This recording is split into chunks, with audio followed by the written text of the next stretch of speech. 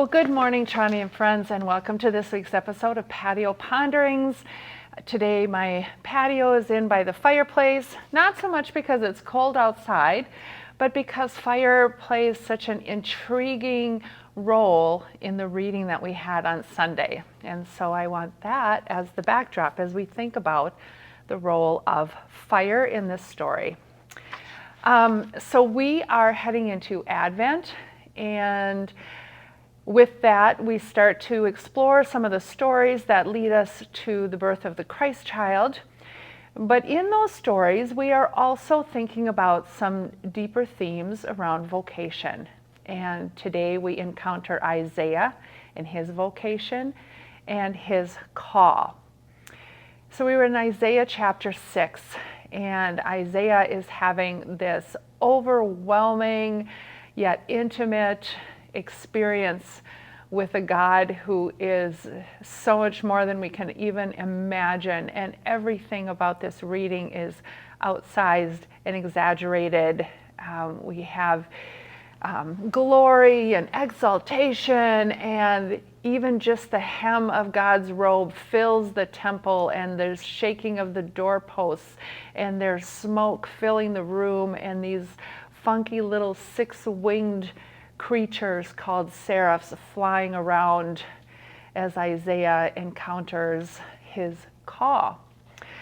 Now, I think the verses that caught most people's attention, though, are 6 and 7, and this is what we read. Then one of the winged creatures flew to me, holding a glowing coal that he had taken from the altar with tongs. And he touched my mouth and said, "See, this has touched your lips. Your guilt has departed and your sin is removed."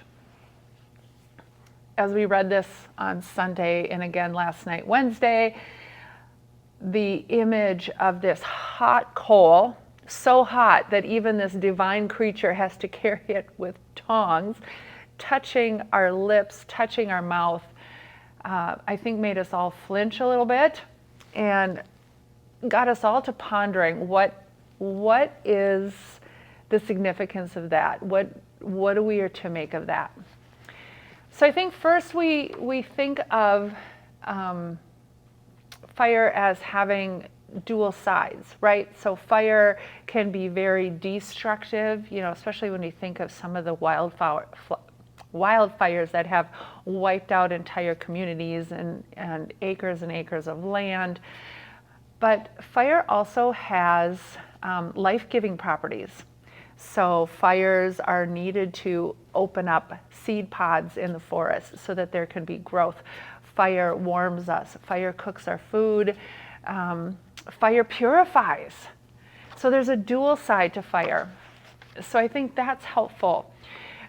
But we can't get past the part of that fire touching our lips, and the pain, even briefly, that must have been involved in that. But pain also has dual sides to it.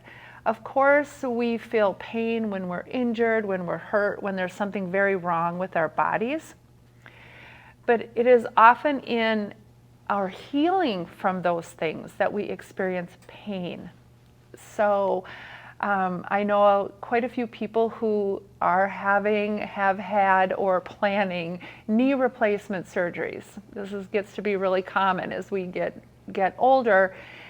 And part of the healing process from that surgery, part of the healing process from giving our knee a new life, is the pain involved in the physical therapy. We're barely out of surgery, and our caregivers have us up and walking within 24 hours.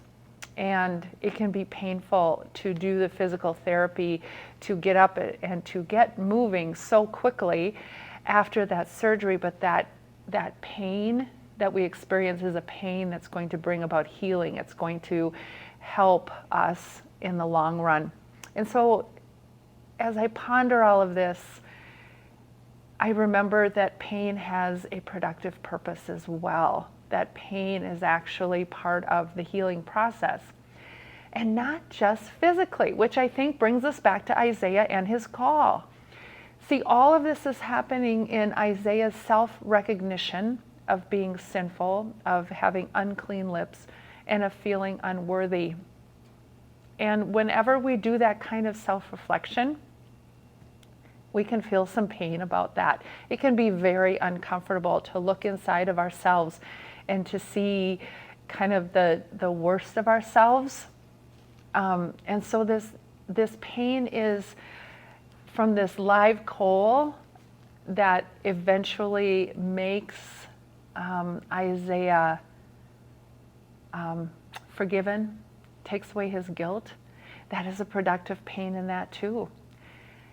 And I hope that as we discern our calls and our vocations that God is making upon us, that we are doing the same thing, that we are doing that self-reflection, that we are doing that self-recognition in who we are in relationship to God, and being willing to undergo that discomfort and maybe that pain that comes with that kind of intense discernment, so that we can go forward in our calls in the most healthy way possible.